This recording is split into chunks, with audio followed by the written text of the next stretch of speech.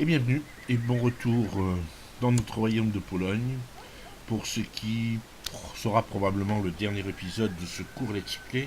Un let's play qui a vocation à la base de démonstration de ce qu'est le jeu Crusader's King. Il est tout à fait possible à terme que je sois amené à le poursuivre s'il y a une demande par rapport à ça.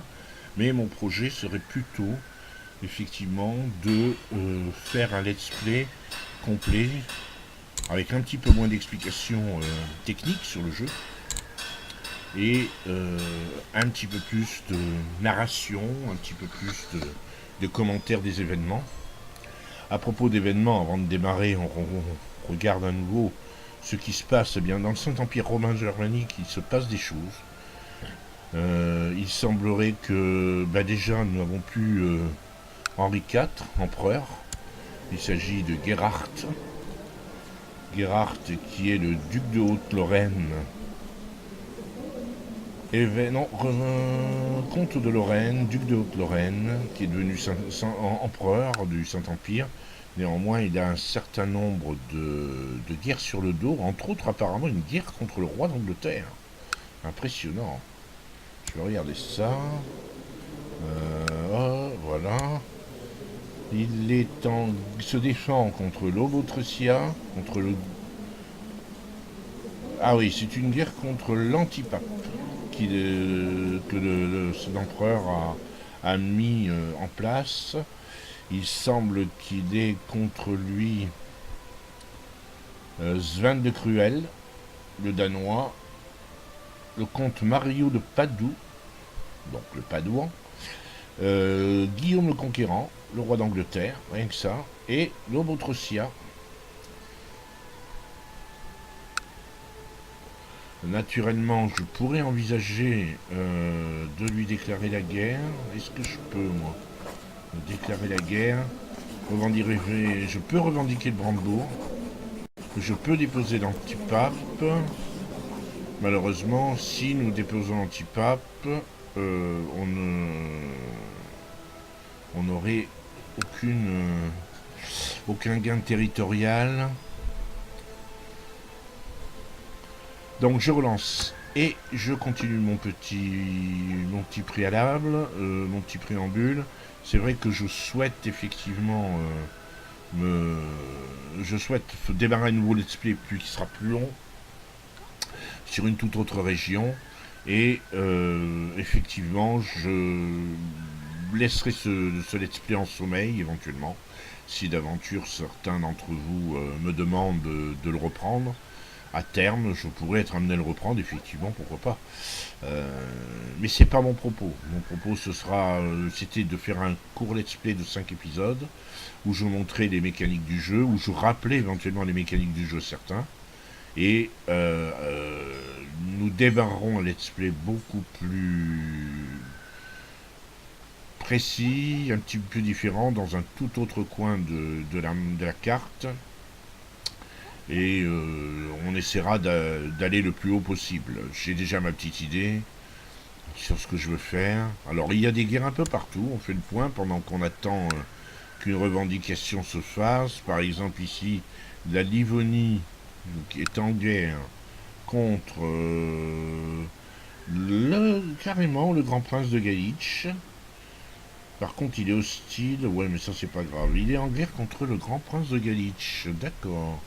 C'est intéressant. Est-ce qu'il y a une manière de faire quelque chose contre ce contre Émile, on peut rien faire. Le grand prince de Galice, est-ce qu'on peut lui déclarer la guerre et profiter en fourbe? Non. La Lituanie n'est pas en guerre, la Pruthénie n'est pas en guerre, non. Yadvingia n'est pas en guerre, donc on attend. Parce qu'ici, il y a quand même des pillards, il y a 1500 hommes de pillards suédois qui sont en train de ravager les terres de Poméranie. C'est très embêtant.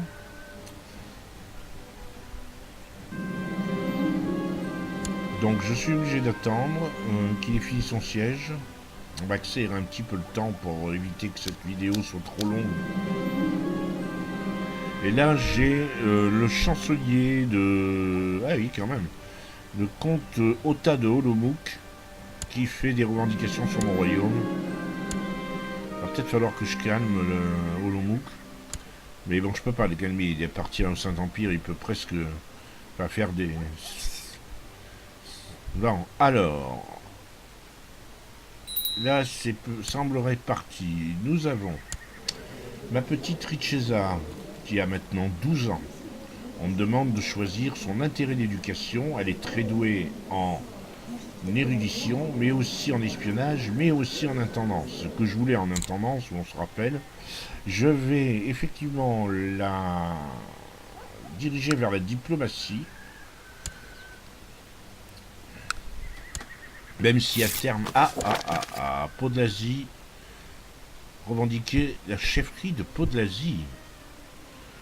Aller plus avant dans cette revendication, ici.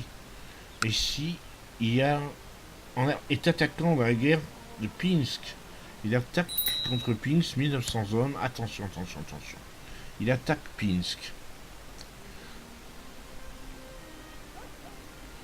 Pinsk, c'est ici. Ça signifie que son armée est ici.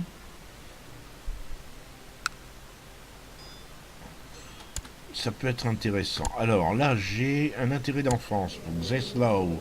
Zeslaw, c'est mon prince de Pologne. C'est mon second fils. Lui, il est plutôt doué en militaire. Eh bien, on va le pousser dans l'armée. Conflit, fierté, Scheiter opiniâtre, la force.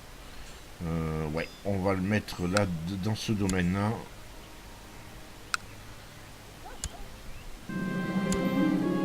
Bon, remis à ça, on n'arrive pas à s'entendre. À qui faire confiance, si ce n'est à la famille. Bon, là oui, c'est des petits events, pas forcément d'une immense importance. Voilà, c'est terminé. Alors, la Poméranie est exsangue. Une longue guerre civile a réduit son armée à pas grand-chose. Vous vous rappelez que il est hostile et il y a une trêve contre le comte de Gdansk. Donc c'est le moment ou jamais. Désolé, je te déclare la guerre pour revendiquer Gdansk. Et effectivement, le pauvre, moi je vais appeler le banc à l'arrière-blanc de mon armée.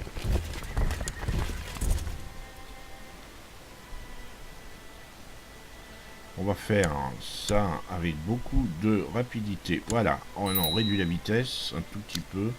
Parce que déjà, comment dirais-je, mes soldats, mes vassaux sont en colère.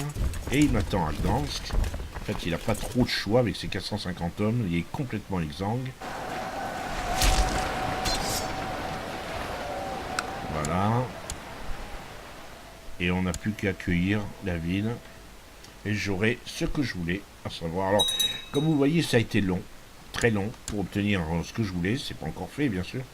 Mais ce jeu, on ne décide pas à l'avance ce qu'on va faire d'épisode en épisode ou ce qu'on va faire de telle à telle session. Quand on démarre une partie, on relance comment dirais-je, une sauvegarde, on ne sait pas à l'avance si on va envahir tel pays, si on va conquérir, etc. Tout est très surprenant. Ça peut parfois être assez long. Je le reconnais.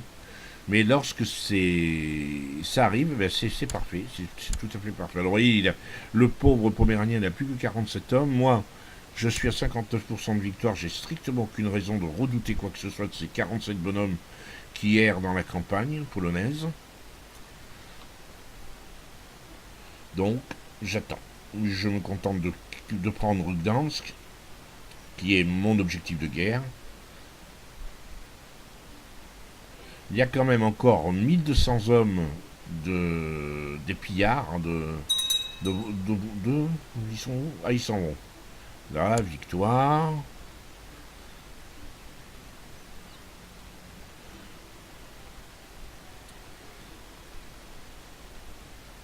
On va accélérer un tout petit peu. Oui, accélérons. Accélérons. Voilà, la ville de Gdansk est prise comme c'était prévu à la base. J'ai 100%. Le pauvre Poméranien a effectivement rendu les armes. Alors, j'ai, pour finir toutes les explications, un certain nombre d'icônes. Donc, évidemment, ils sont fâchés, mais ça, je m'en tape un peu. Par contre, on m'explique que j'ai un domaine trop vaste. Pourquoi? Bah, tout simplement parce que je suis célibataire, enfin je suis veuf. Et que si je veux récupérer un tout petit peu de ça, eh ben, il va falloir que je me marie. Alors, on va regarder ce qu'on a. J'ai 38 ans, je peux globalement espérer...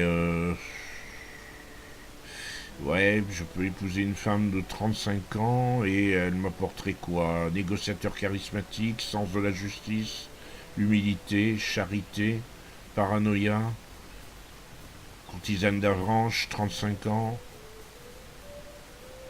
Ici, c'est gourmande. Non, on va prendre la courtisane d'Avranches. Je perds 200 de prestige. J'en ai que 500, j'en ai pas énormément. Mais ça devrait suffire pour me... Voilà, stop. Non, nous ne levons pas l'impôt. Non, nous prenons 200 de prestige. Ce qui, effectivement, nous ramène, effectivement, à nos 500. On a perdu du prestige, mais on en a gagné en disant non, non, on ne veut pas de votre argent. Généralement, les gens aiment bien quand on...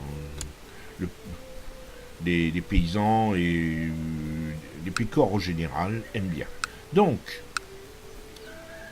nous avons effectivement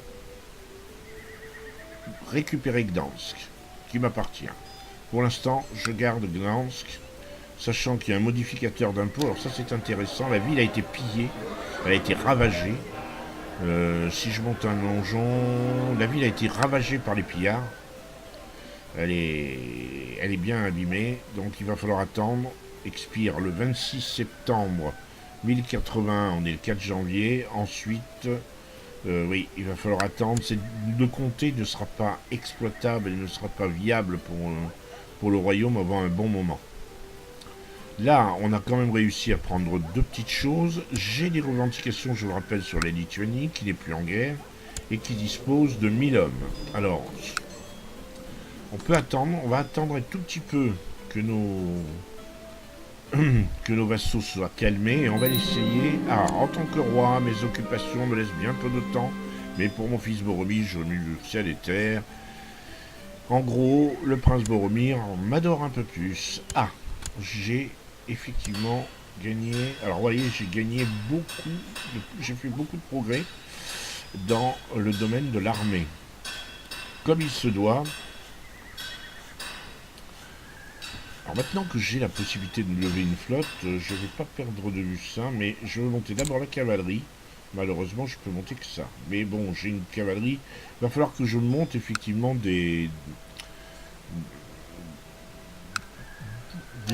comment dirais-je, des quartiers où on peut avancer, on peut avoir un peu plus de cavalerie. Le problème, c'est que là, la cavalerie, je l'ai montée un peu bêtement, donc on va monter les murailles du château, mais j'ai pas encore les moyens de m'offrir une étable. Voyons. M'offrir une écurie, voilà. Il me faut murailles de château pour deux. Donc les murailles du château, il faut que je les améliore, mais pour ça, il faut que les donjons améliorés soient améliorés au niveau de 2. On essaiera de s'en rappeler. Donc, on va aller faire la guerre à lui. On va vérifier que le petit père lituanien... Ah, le duc Arpad de Nitra tente d'usurper mon titre. Son chancelier se trouverait à Xicine pour trouver les documents des soutiens afin d'aider à légitimer une revendication sur ce titre. Je dois faire quelque chose, le faire disparaître, le soudoyer. Il vaut mieux que j'en reste là pour le moment. Je le fais disparaître, parce que je suis comme ça. Mais voilà, ils ont lamentablement échoué. Ça va énerver. Alors, il a 1000 hommes. Est-ce qu'il a des pactes? Il a des alliances avec le chef de Grno. Oui, mais on s'en tape un peu. Et le chef de Podlasie. Donc, il est allié à ces 2 vassaux. Donc, il y a peut-être moyen de faire quelque chose. On va attendre un peu que ça se calme en termes de colère. Ils sont tombés à 3, il n'y a pas grand chose à... Je voudrais quand même réussir une deuxième conquête pour vous montrer. Alors que pendant ce temps, le Saint-Empire romain est en pleine déconfiture. Je l'ai rarement vu dans cet état. Rendez-vous compte, la Hongrie a en plus conquis un territoire probablement par héritage. Il n'y a aucune raison qu'il aille conquérir celui-là plus qu'un autre. Et de toute façon, il paraît encore en guerre. Ah non, il est allié. Il serait allié au Saint-Empire romain. On va voir ça. Le Saint-Empereur, il a comme pacte le duc de Meissen, non. Donc il est en guerre contre eux. Il se défend. Alors, premièrement, il est partisan. Oui, il est allié au Saint-Empereur. Donc vous voyez que j'ai bien fait de ne pas lui déclarer la guerre au Saint-Empereur pour me livrer à la curée. Je devrais livrer une bataille contre les Hongrois. Pas que l'armée hongroise me fasse particulièrement peur. Le bourgmestre Zbigniew pense que je prends trop de risques avec mes frasques. Mais c'est tellement amusant. Allez, c'est fini, on est détendu là. Oui. Eh bien, on va déclarer la guerre. On va terminer cet épisode par une guerre.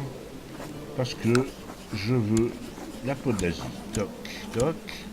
Et je lève mon armée. Alors là, généralement, ça se passe mal. M'est arrivé de faire des let's play. Là, je me retrouve contre une armée de 7000 hommes. Je sais pas pourquoi. Et ça m'est arrivé. Je me suis retrouvé, j'étais tout fier, avec ma grosse armée là. Et puis brusquement, boum, j'ai 7000 hommes en face de moi. Je sais pas pourquoi, alors que je suis censé avoir l'avantage technique.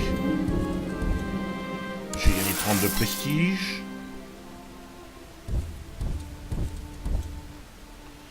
Voilà, on va essayer quand même de leur tomber dessus avant qu'ils... Le grand chef a sollicité... Ouais, oui, mais ça, il a appelé ses vassaux.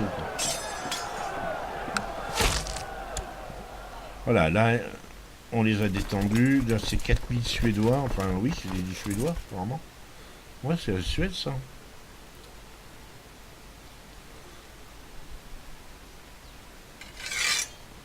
C'est l'Estonie. C'est l'Estonie. Ils ont à peu près le même blason que la Suède. Mais c'est vrai que la Suède, à ce moment-là, est pas... Je sais pas si elle est chrétienne. Oui, elle est probablement chrétienne. Elle est chrétienne. Alors, avant que l'attrition ne fasse trop de mal à mon armée, je vais envahir déjà. Voilà. Voilà. Maintenant, je partage mon armée en deux. Je vais sélectionner cette unité et je vais lui dire d'aller là. Et l'autre, je vais lui dire d'aller là. On va essayer de détendre un petit peu l'atmosphère.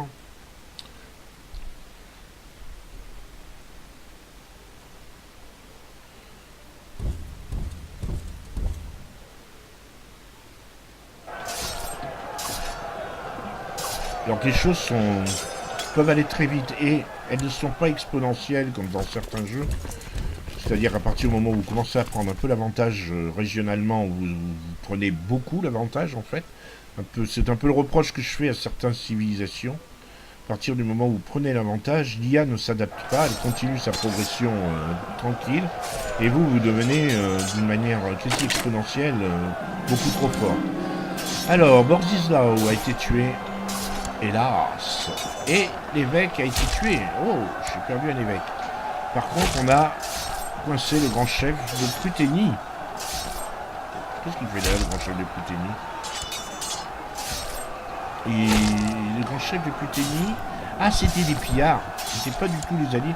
Il a envoyé des pillards chez moi. D'accord, ben là, ça va le détendre, lui. Alors, attendez. Je coupe parce que si...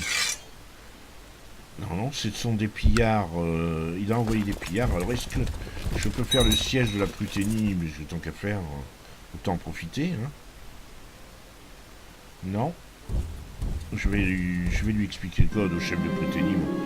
Je vois qu'en prenant d'âge, Richeza pourrait mettre à profit mon expertise dans certains domaines. La tâche sera ardue et ingrate, mais c'est la seule occasion de donner ma personne pour Richeza.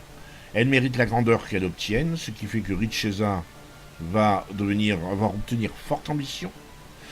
Elle faire preuve de rigueur, se rendre indispensable. Richeza va devenir anxieuse mais diligente. Agir au moment opportun, Richeza devient patiente. Richeza doit prendre par elle-même. Moi j'aime bien son ambition. Alors on continue. On défonce un petit peu le Pruténien qui, d'une certaine manière, a voulu un petit peu se venger. Ouais, ma femme est enceinte, ma jeune femme est enceinte, mince. Je vais me retrouver avec un... il vaut mieux que ce soit une fille, ce serait bien. Parce que ça permet des alliances, malgré tout. Voilà, j'ai l'impression que le chef de Pruténie a compris globalement la teneur de mon propos. Et en ce moment, le siège de Samadji est en train de faire le siège. Ah oui, ça c'est c'est dommage. C'est dommage. Il y a le Sematidja là qui essaye de conquérir la Lituanie.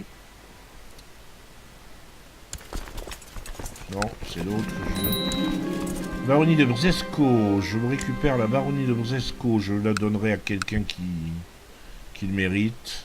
Je vais attendre d'avoir fini le siège. A priori, on a terminé. Donc, est-ce que j'irai pas finir? Je vais vérifier qu'il n'y a pas une dernière chose à conquérir. Il me semble qu'en Podlasie, il y a encore quelque chose à conquérir.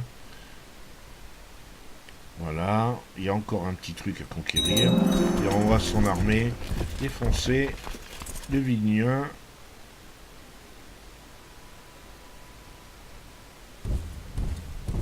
Il n'est plus armé du tout, ça devrait le calmer un petit peu.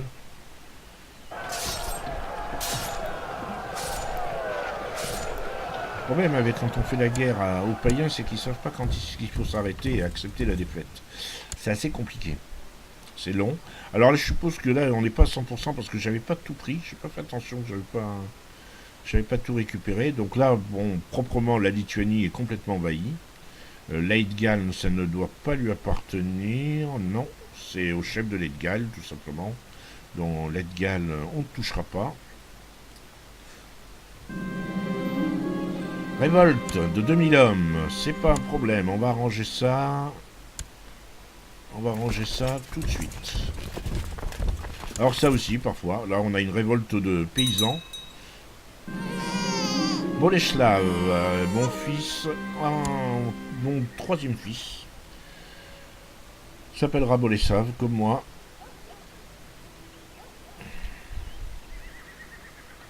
Là, on en termine avec cette guerre. Je pense que là, quand même, le Lituanien va avoir compris que globalement, il n'a plus beaucoup de chance de s'en tirer. Oui, il a compris. 100%. Allez, offre la paix. Ouais, voilà. Et je suis devenu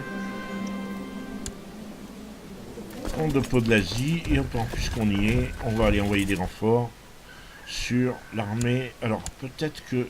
Ouais, non, ça devrait bien se passer malgré tout.